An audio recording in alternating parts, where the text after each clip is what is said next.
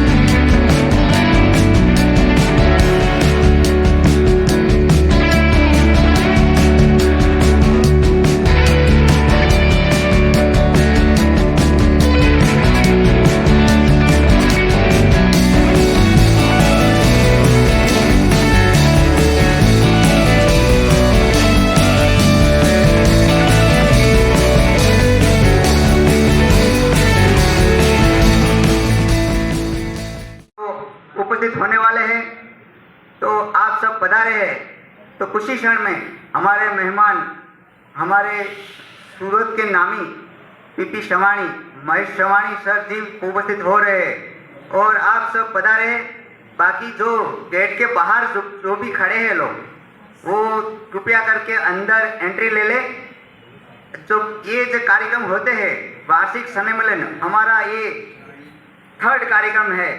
तो जिस कार्यक्रम में हम उपस्थित हुए हैं, एक कार्यक्रम से नेशनल प्रेस एसोसिएशन द्वारा कई सारे कार्यक्रम किए गए हैं। हमारे प्रेसिडेंट श्री हरजीभाई बार 70% સાચા છે, 30% ખોટા પણ છે. એમના માટે થઈને પત્રકારથી 30% ખોટા છે, એને હિસાબે 100% બધા પત્રકારોથી ડરતા થઈ ગયા છે. એ પણ એક સત્ય વાત. સમાજને સાચું પીરસવું, સમાજને સત્યથી વાકેફ કરવા, સમાજને મોટિવેટ કરવો. કોઈ પણ વ્યક્તિ કંઈક સારું કામ કરતા હોય તો એ સવારમાં પેપર ખોલીને જોવે કે એમાં કંઈક સારું અમારું લખાયેલું છે કે નહીં, તો એમને મોટિવેટ મળતું હોય છે, એમને સારા કામ કરવાની પ્રેરણા મળતી હોય છે. અને જે ખોટા લોકો હોય, જેણે ખોટું કર્યું હોય, એનું તમે પેપરમાં લખ્યું હોય તો એ સવારમાં જોવે કે બહુ તો નથી લખ્યું ને, એ પણ હકીકત છે કે મારું બહુ મોટું નથી આવ્યું ને. એમ સાચાને પણ ખોટા કરી શકે અને ખોટાને પણ સાચા કરી નાખે, એનું નામ પત્રકાર. ભગવાનને પ્રાર્થના કરીએ કે આપણે સાચાને સાચા કરીએ અને ખોટાને ખોટા કરીએ. એવી આપ સર્વને વિનંતી કરું છું. એનું જો યોગદાન હોય તે પત્રકારનું છે. એટલે એક સાચો નિડર હોય, નિષ્પક્ષ હોય, તટસ્થ હોય અને સચ્ચાઈથી આગળ વધતો હોય તો આ રાષ્ટ્રનું સવાયું થવામાં કોઈ જ કમી બાકી ના રહે. એટલે 2047 નું સ્વપ્ન જ્યારે